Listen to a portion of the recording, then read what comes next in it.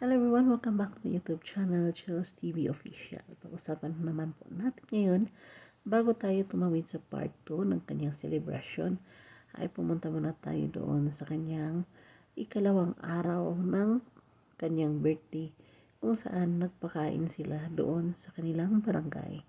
Ayan, makikita po natin na sinuportahan po siya ni Kuya Val Santos Matubang. At syempre hindi mawala ang kanyang ka-love team na si Kalingap Ido. At binigyan ng pagkakataon na makapagsalita or mag-message si Kalingap Ido. Syempre, masayaw na rin sa kanilang paboritong kanta.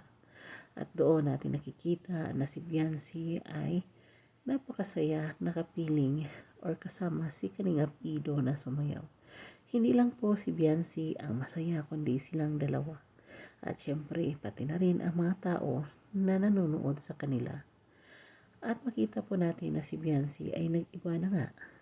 Di na siya gaya ng dati na mahiyain. Kumbaga, nag-boast na siya.